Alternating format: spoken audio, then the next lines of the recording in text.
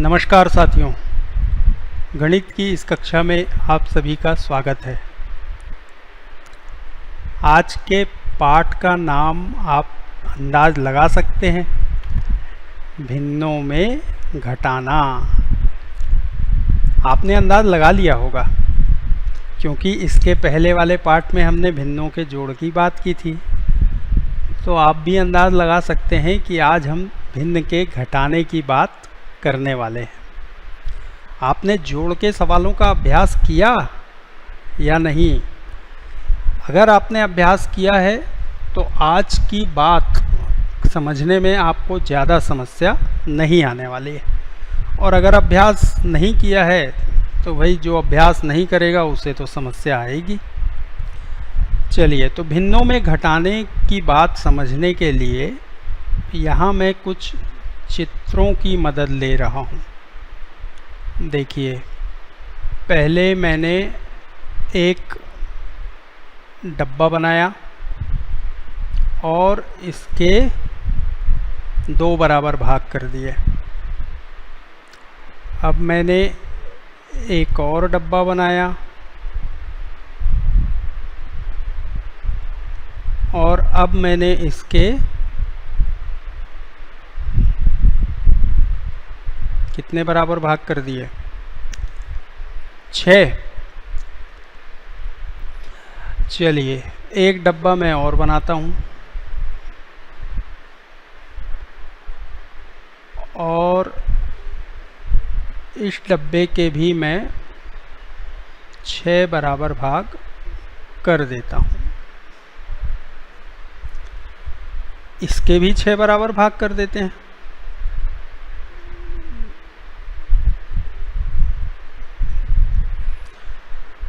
यहाँ पर अगर मैं पहले चित्र में इतने हिस्से में रंग भर दूं, इतने हिस्से में, तो ये भिन्न किसे प्रदर्शित करेगी? भिन्न के रूप में ये चित्र कैसे लिखा जाएगा? बता सकते हैं ना आप? बता सकते हैं या नहीं? जरूर बता सकते हैं। तो भिन्न के रूप में यह रंगा हुआ भाग 1/2 लिखा जाएगा। ठीक है। अब दूसरे चित्र में देखिए, अगर मैं यहाँ से इतने भाग में रंग भर दूं तो अब यह चित्र, इस चित्र में रंगा हुआ भाग भिन्न के रूप में कैसे लिखा जाएगा? यह भी आप बता सकते हैं। ठीक है। अब सवाल ये है, असली सवाल तो अब शुरू होता है। अभी तक तो मैं चित्र ही बना रहा था। असली सवाल ये है, हम इस सवाल को समझने की कोशिश कर रहे हैं। अगर हमें 1/2 से 1/3 अलग करना हो तो क्या होगा? अगर हमें 1/2 से 1/3 को अलग करना हो तो क्या होगा? चलिए, समझने के लिए हम एक काम करते हैं। यहाँ पर हम बिना हल किए इस प्रश्न का उत्तर पता लगा लेंगे। बिना हल किए मतलब संख्याओं के साथ ज़्यादा काम किए बिना, चित्रों की सहायता से। तो 1/2 आपको दिख रहा है, ये आपके सामने 1/2 है। अब इस 1/2 में से 1/3 हमें निकालना है। तो 1/3 कितना है ये आपको दिख रहा है ना? ये सिर्फ अंदाज के लिए है। निकालना तो हमें यहाँ से है, पहले चित्र से, इस चित्र से हमें निकालना है। तो अगर इस पहले चित्र से मैं दूसरे चित्र के बराबर हिस्सा, रंगा हिस्सा, पहले चित्र का रंगा हुआ हिस्सा 1/2 है। ठीक है। यहाँ पर रंगा हुआ हिस्सा 1/2 है।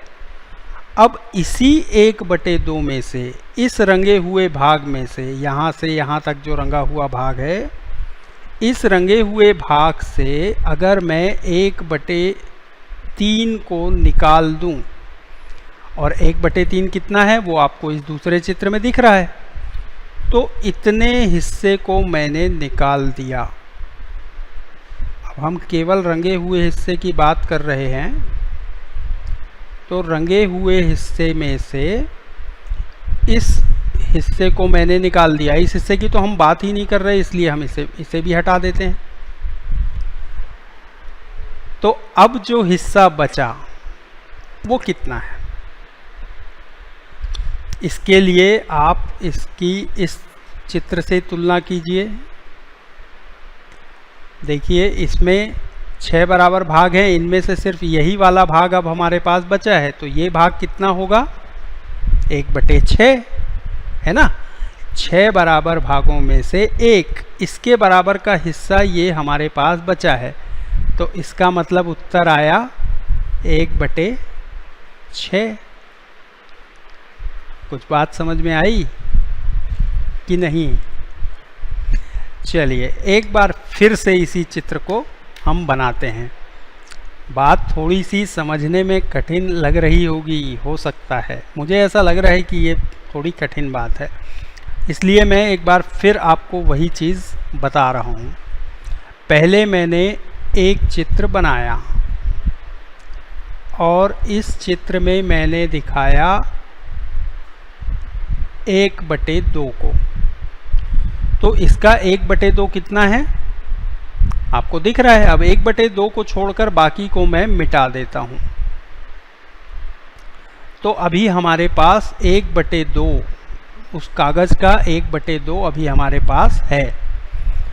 अब एक बार फिर मैं ऐसा ही चित्र बनाता हूं और इस चित्र में मैं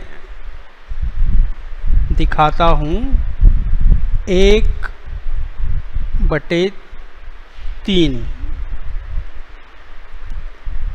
या कहें कि 2/6। देखिए यहाँ पर 6 बराबर हिस्से हैं, तो हमने एक को लिया, इसको छोड़ दिया, इसको छोड़ दिया, इसको लिया, इसको छोड़ दिया, इसको भी छोड़ दिया और इसको भी छोड़ दिया।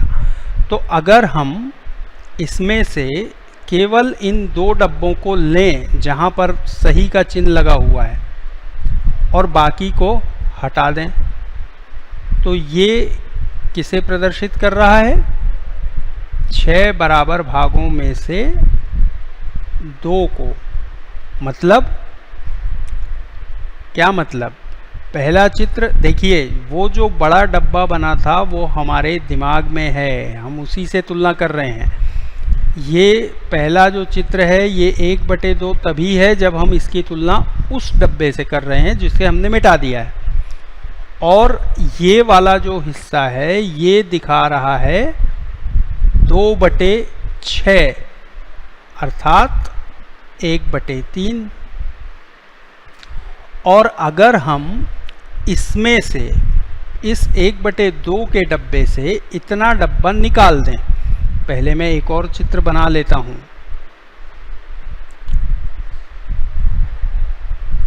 पहले डब्बे में से अगर मैं दूसरे डब्बे के बराबर हिस्सा निकाल दूं, तो हमारे पास कितना हिस्सा बचेगा, चलिए देखते हैं। यहाँ से मैंने इसके बराबर यानी यहाँ तक का हिस्सा निकाल दिया, तो अब कितना बचा, देखिए पहले 1/2 था और इस 1/2 में से मैंने 1/2 से मैंने 1/3 को निकाल दिया है। इसी 1/3 को तुल्य भिन्न के रूप में हम 2/6 भी लिख सकते हैं, है ना। तो चलिए 1/3 में से हम 1/2 में से हमने 2/6 को निकाल दिया, तो हमारे पास क्या बचा है, ये डिब्बा। अब देखिए ये डिब्बा क्या है, इस पूरे डिब्बे के इस भाग के बराबर है, और ये भाग कितना है, 1/6। तो चित्र में हमने देखा कि जब हम 1/2 से 2/6 को अलग करते हैं तो हमारे पास बचता है 1/6। ठीक है ना। चलिए अब इसी काम को हम एक बार फिर से करते हैं, और इस बार हम जो काम करेंगे, हमने क्या किया है, 1/2 से 2/6 को अलग किया है ना। तो हम क्या करते हैं, 1/2 की तुल्य भिन्नें लिखते हैं। 1/2, उसके बाद आएगी 2/4, और इसके बाद आएगी 3/6। और 2/6 की तो तुल्य भिन्नें लिखने की ज़रूरत ही नहीं है, क्योंकि समान हर वाली भिन्न हमें मिल गई है। जोड़ते समय भी हमने समान हर वाली भिन्न का उपयोग किया था ना, तो उसी तरह यहाँ पर भी हम समान हर वाली भिन्न का उपयोग करेंगे। तो 1/2 के बदले हम लिखेंगे 3/6, 3/6, और 2/6 को हम 2/6 ही रहने देंगे। क्यों? क्योंकि हमें समान हर वाली भिन्न चाहिए, और यहाँ पर हर समान हैं। तो हमने ये 2 भिन्नें लिखी, और इसके बाद अब क्या करेंगे, आपको याद आ गया होगा, जो हमने जोड़ने में किया था वही करेंगे। तो अंश के 3 से दूसरी भिन्न का अंश 2 घटा देंगे, और हर में लिखेंगे वही समान हर।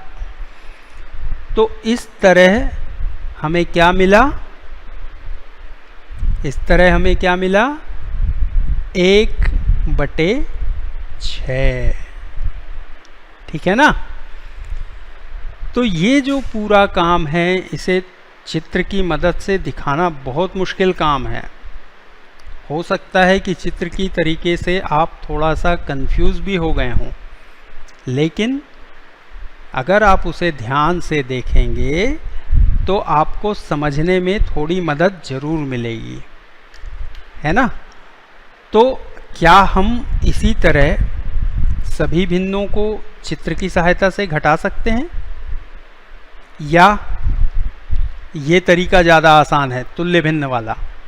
मेरे ख्याल से चित्रों की मदद हमेशा लेना बहुत ज़रूरी नहीं है। जहाँ पर हमें विधि समझ में आ जाती है, वहाँ हम उस काम को चित्रों के बिना भी कर सकते हैं, और हमको ऐसी कोशिश करनी चाहिए। तो अब हम एक सवाल लेते हैं, एक सवाल और लेते हैं। एक सवाल तो हमने कर लिया, एक सवाल और लेते हैं, और इसे हम बिना चित्रों के तुल्य भिन्न की सहायता से बनाने की कोशिश करते हैं। अगर आपको ये तरीका समझ में आ गया तो फिर आपको बार बार चित्र बनाने की ज़रूरत नहीं पड़ेगी। वैसे आप चित्रों की मदद हमेशा ले सकते हैं। तो पहले हमने क्या किया था, हम पहली भिन्न के लिए तुल्य भिन्नों की एक लिस्ट बनाते हैं, सूची बनाते हैं। तो 3/4 की पहली तुल्य भिन्न आई 6/8। कैसे आई आपको समझ में आ रहा है ना। उसके बाद 9/12, उसके बाद 12/16। अभी हम सिर्फ ये 4 लिख लेते हैं, अगर इनसे हमारा काम हो गया तो ठीक, नहीं तो फिर और तुल्य भिन्न लिखनी पड़ेंगी। अब हम दूसरी भिन्न के लिए भी तुल्य भिन्न लिख लेते हैं। तो 2/3 की तुल्य भिन्न आई 4/6, उसके बाद आई 6/9, और उसके बाद आई 8/12। चलिए देखें समान हर वाली भिन्न मिली क्या। हाँ मिली। यहाँ पर हमें मिला 9/12, और यहाँ पर हमें मिला 8/12। तो 3/4 के बदले हम लिख देते हैं 9/12। और 2/3 के बदले हम लिख देते हैं 8/12। तुल्य भिन्नों का काम खत्म हो गया, इसलिए हम इसे यहाँ से हटा देते हैं। आपको याद है ना, मैंने आपसे कहा था कि मैं तो यहाँ से चीज़ों को हटा सकता हूँ, लेकिन आप अगर कॉपी में ऐसे ही बनाएंगे तो ये थोड़ा सा अच्छा नहीं दिखेगा, तो इसलिए इस काम को आप अलग जगह पर कीजिए। अब हम क्या करेंगे, पहली भिन्न के अंश से दूसरी भिन्न के अंश को घटा देंगे और हर की जगह पर वही हर लिखेंगे जो दोनों में है, यानी 12। 9 से 8 घटाने पर मिला 1 और नीचे हर में बचा है 12। तो इस तरह से हमारा उत्तर हमें मिला 1/12। बात समझ में आई या एक और उदाहरण लेना पड़ेगा? नहीं, अब मैं और उदाहरण नहीं बताऊंगा। अब आपको अभ्यास के लिए मैं कुछ प्रश्न देता हूं और इन प्रश्नों का अभ्यास आप कीजिए और घटाने की प्रक्रिया को समझने की कोशिश कीजिए। लेकिन एक बार फिर वही बात कि केवल इन 4 सवालों से आपका अभ्यास पूरा नहीं होता, आपको इनके अलावा भी अभ्यास के लिए प्रश्न खुद बनाने चाहिए, खुद ढूंढने चाहिए और उन्हें हल करने की कोशिश करना चाहिए। तो यहाँ पर पहले प्रश्न में आपको 2/3 से 1/4 घटाना है। दूसरे प्रश्न में आपको 1/3 से 1/4 घटाना है। तीसरे प्रश्न में आपको 3/4 से 1/2 घटाना है और चौथे प्रश्न में आपको 3/4 से 2/3 घटाना है। इन सभी प्रश्नों को अगर आप चित्र की सहायता से बना सकें तो ये बहुत अच्छी बात होगी। हालांकि मुझे भी ये पता है कि ये इन प्रश्नों को चित्रों की सहायता से दिखाना बहुत आसान काम नहीं है ना? लेकिन अगर आप बना सकें तो बहुत अच्छी बात है, और अगर आप बिना चित्रों के इसे तुल्य भिन्नों की सहायता से हल कर सकें तो भी आपका काम चल जाएगा। लेकिन तुल्य भिन्नों की सहायता से काम करने के लिए और भी प्रश्न आप अपने मन से सोचिए। अपने मन से आप कोई भी 2 भिन्नें लीजिए और पहली भिन्न में से दूसरी भिन्न को घटाने की कोशिश कीजिए। तो इस अभ्यास के बाद आज का काम समाप्त। अगली कक्षा में हम फिर किसी और विषय पर बात करेंगे। तब तक के लिए नमस्कार।